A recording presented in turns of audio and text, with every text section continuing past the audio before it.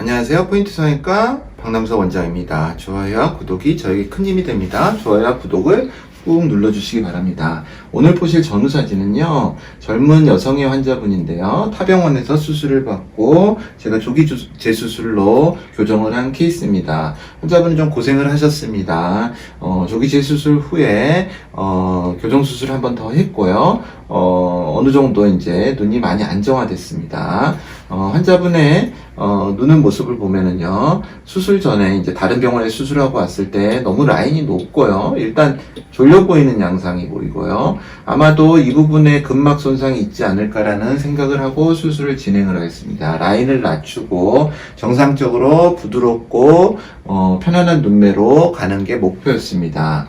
만약 이 사진만 본다면 젊은 여성, 20대의 젊은 여성이 이런 눈을 갖고 있다면 참 힘든 일일 것입니다. 그래서 라인을 낮추고 쌍꺼풀을 좀 편안하게 바꾸는 방향으로 수술을 진행하였습니다.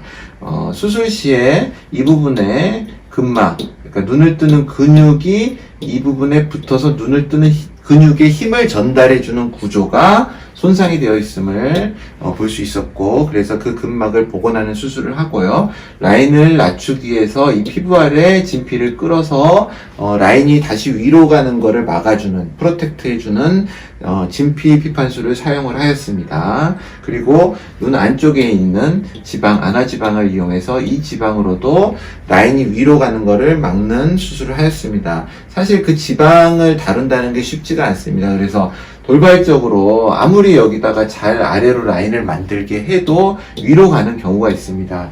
의사가 신이 아니므로 환자분들이 가끔 재수술까지 했는데 왜 라인이 위로 가는지 저도 그런 경험이 있고요. 그랬을 때 이제 환자분들은 굉장히 스트레스를 받아 하시고, 의사인 저도 많은 스트레스를 받습니다. 사실 이제 위에 주름이 생겨버리는 경우는 굉장히 재수술을 하신 의사 선생님들은 분명히 경험을 하시고 저 역시 경험을 하는 사항인데요. 아무리 수술을 깔끔하게 하고 저도 충분하게 했다고 해도 이렇게 돌발적으로 위로 가는 경우도 있습니다. 이 환자분은 그런 경우는 아니었고요. 잘 유지가 됐고요. 그래서 이제 가끔 그 표현을 저는 이제 지방을 이쪽으로 옮겨서 지방 피판술로 표현하는데요. 지방 이동술이라고 설명하시는 선생님도 있습니다. 다른 용어는 아니고요. 이쪽에 있는 지방을 이쪽으로 이동을 하는 그런 방식으로 피판술을 사용합니다. 그래서 수술 후 모습을 보면은요, 상당히 안정적이고 충분히 예쁜 쌍꺼풀이 되었습니다. 이 부분이 약간 좀 높아서 이 부분에 대한 약간의 퇴축 교정을 이후에 하였습니다. 그래서 지금 현재는 굉장히 만족스러워 하시고요. 환자분도 좋아하시고 계십니다. 그래서 상당히 이제 눈 자체가 편안해졌고요. 정상적으로 쌍꺼풀을 한 모습으로 보입니다. 알아두셔야 될 게, 눈이 많이 손상돼서 온 재수술의 경우에는요, 100% 돌릴 수가 없습니다. 처음 아주 최적의 눈에서 최저가 된 첫 수술로 쌍꺼풀이 아주 아름답게 된 경우를 상상을 하시고 그렇게 회복되리라고 생각을 하고 재수술 오시는 분들이 있습니다.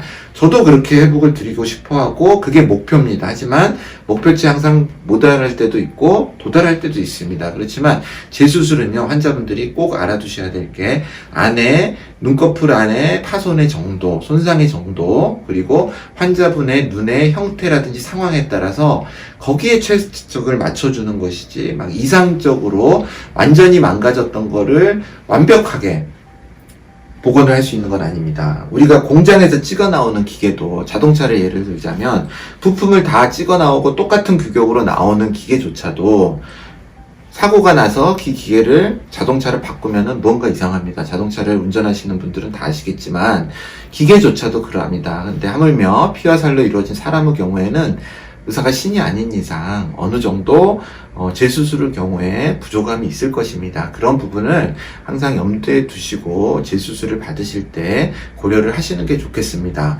물론 환자분이 정말 만족하시고 재수술 후에 너무 고마워하시는 분들이 대부분이십니다.